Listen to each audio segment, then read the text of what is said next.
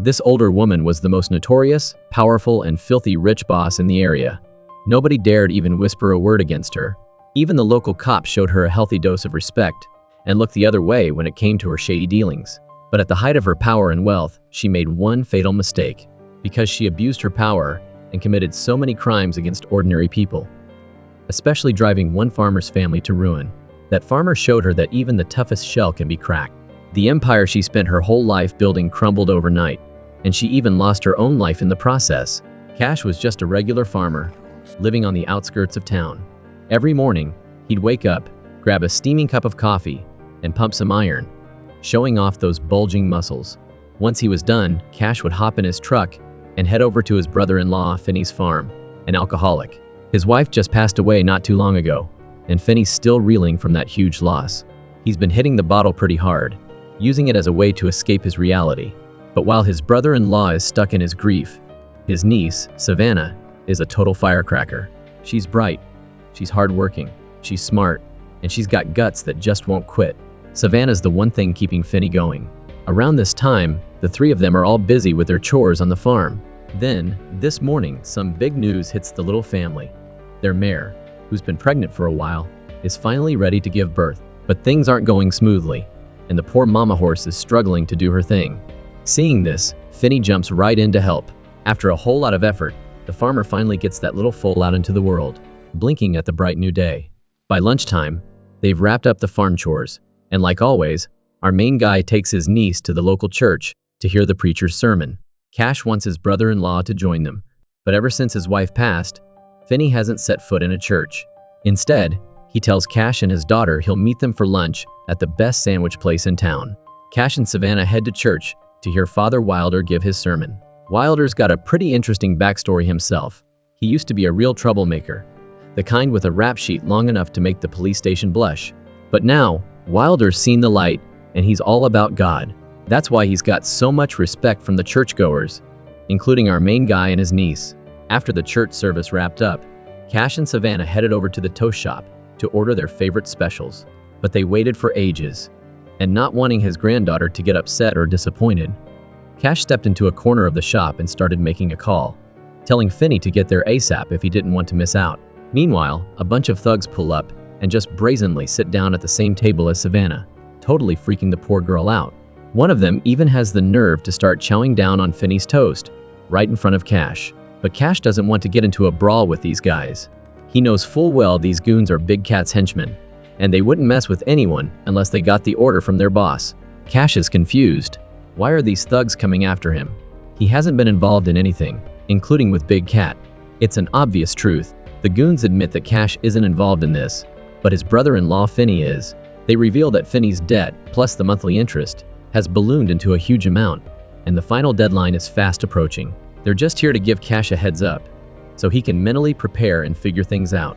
Carrying a heavy weight of worry, Cash heads back to the farm. Finney is still wasted, lost in the booze and mellow music, a scene that's become all too familiar lately. Cash signals to his niece to head to another room so he can have a private word with his good-for-nothing drunkard brother-in-law. The main character gets serious and starts grilling Finney, asking why on earth he was reckless enough to borrow money from Big Cat, a notoriously ruthless crime boss. Anyone who gets mixed up with her ends up in deep trouble. Hearing this, Finney sobers up real quick, especially with the news that the payback deadline is here. He finally comes clean. Desperate to keep the farm afloat, Finney borrowed money from Big Cat and even handed over the deed to the house as collateral. Cash is furious at his brother-in-law's incredibly short-sighted move, but in the end, Finney doesn't see any other way out. His bank loans were already maxed out, leaving him unable to borrow anymore. And now the house where he and his daughter live is about to be seized by those thugs. Finney promises that once he sells all the breeding cattle he's been raising, he'll have enough money to pay back Big Cat's crew. But Cash knows it's not that simple. Tomorrow, he's heading to the law firm of Zeke, who's Big Cat's son, to figure out how to deal with this debt. Thinking is doing. The very next day, our main character heads straight to Zeke's law firm to get to the bottom of this. Turns out this scumbag is just as bad as his mother, always looking to make things difficult instead of finding a smooth solution. Zeke informs our main character that this debt can't just be settled with money. It'll only be truly cleared if Big Cat allows it, and she'll be the one to decide how it's done. Meanwhile, Big Cat's henchmen have shown up at Finney's place to deliver a final warning. Not caring who they bully, they barge right into the house and restrain Finney. Their leader, Buck, even orders a creepy bald guy to deal with Savannah, making sure she can't scream for help. Just as the bald guy is about to lunge at her, Savannah whips out a hunting knife her dad gave her and slashes him right across the face, sending him into a blind rage. But because he was ordered not to harm the girl, all he can do is restrain her. Buck's whole goal was to make the girl watch her dad get a gun shoved against his head. Cash drove at full speed back to his brother-in-law's place to see what the hell just went down. Thankfully, Finney's only got a few scrapes and bruises, but both he and Savannah are shaken up. It's messed with their heads. Seeing his only remaining family members suffering like this, Cash decides those scumbags have to pay for what they did. Savannah wants her uncle to call the cops so they can handle it, and that's exactly why Cash goes straight to the local police station to report what happened. But even the police chief, the top dog there, gets nervous when he hears the name Big Cat. Like most people around here, the chief sees Big Cat's crew as a huge thorn in his side that needs to be removed, but they don't have enough evidence to convict. Cash's accusations of assault are just a drop in the bucket. On another front, a couple of local thieves are trying to sneak onto the grounds of Big Cat's illegal drug-making operation. This place is the main source of income for Big Cat's gang.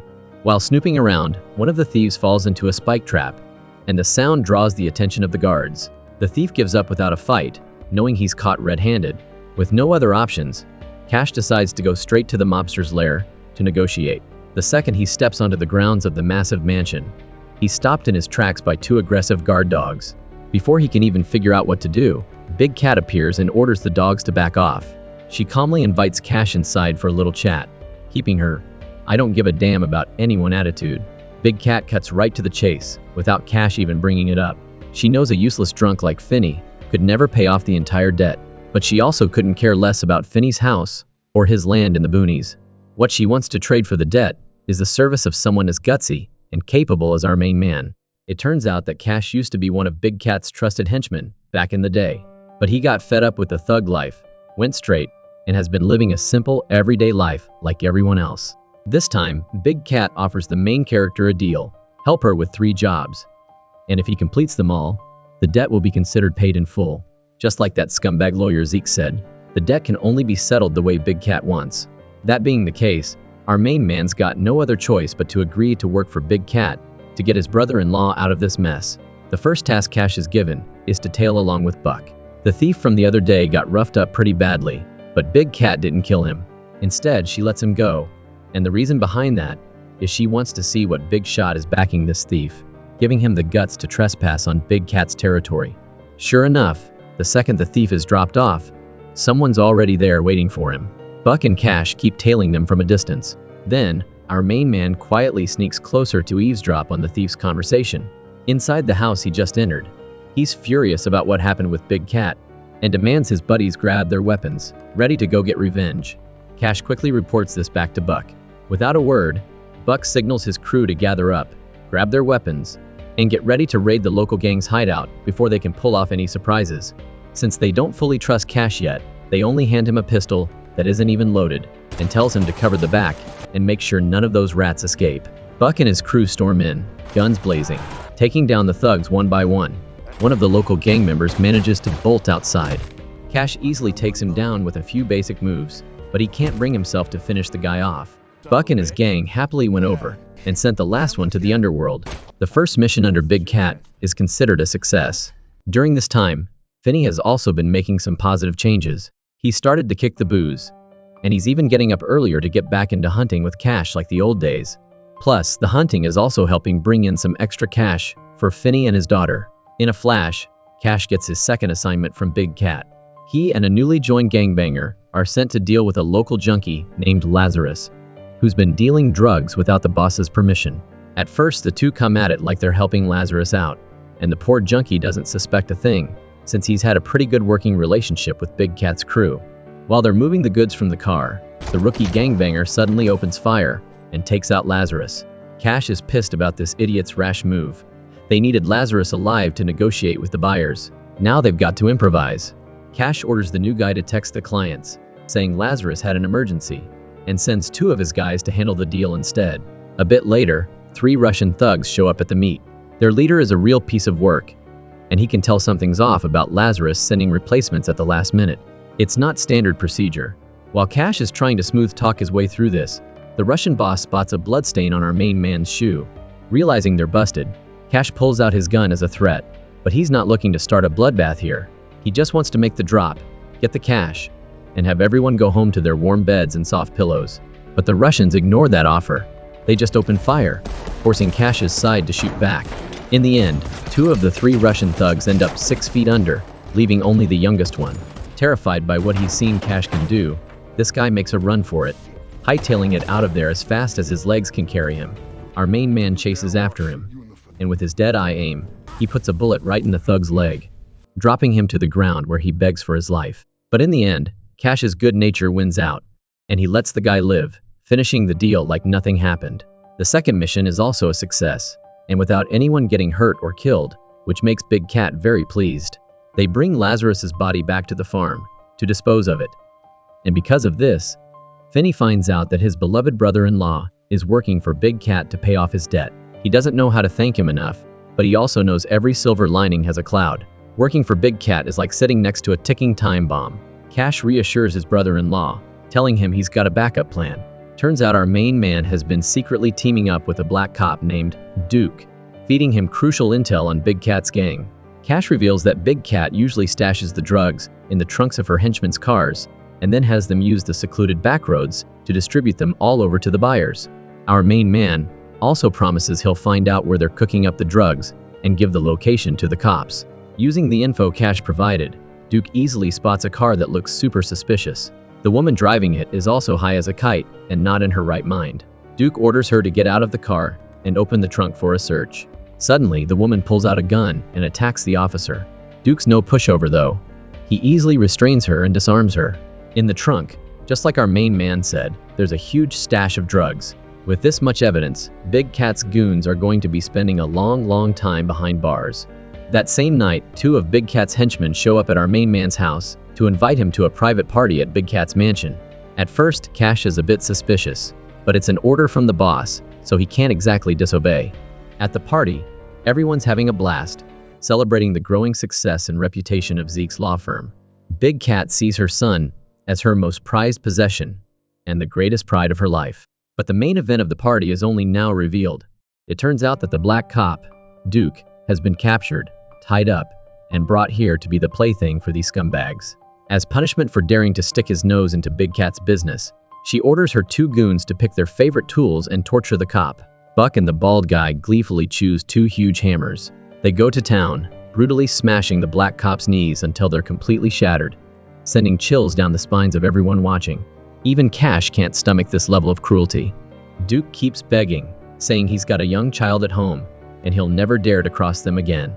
Our main man steps up and assures them he'll personally take Duke out back and finish the job, but Big Cat wants to be the one to end it all. She takes a hunting knife and slits the cop's throat with a single brutal cut. Big Cat's inhuman cruelty is beyond question. She has the body taken out and given to her 2 guard dogs to chew on. As for what's left, Big Cat orders Cash to dispose of it. Our main man says this is the 3rd job Big Cat gave him, and after it's done, they're supposed to be square. But right then and there, Big Cat revealed her true face.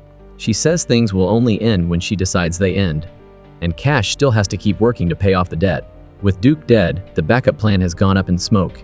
Our main man has to find another way to take down this scumbag gang, but the real trouble is just about to hit the fan. Through the dead cop's phone, Big Cat's goons have found text messages between Cash and the unfortunate officer. Furious about being backstabbed, Big Cat sends her henchmen to settle the score with our main man's family. Right now, Finney and his daughter are at church, listening to Pastor Wilder preach. For the first time in a long time, Finney set foot in this holy place to cleanse his soul. Wilder is also really proud of this incredibly positive change from his longtime friend. While they're heading out to the parking lot, the 2 are suddenly ambushed by Big Cat's crew. They come at Finney with baseball bats, like hungry tigers going in for the kill. The people around are too scared to get involved. Finney fights back for a few seconds, but is quickly overpowered and takes a beating until he's completely helpless. Poor Savannah can only stand back and scream, hoping for help from the people nearby.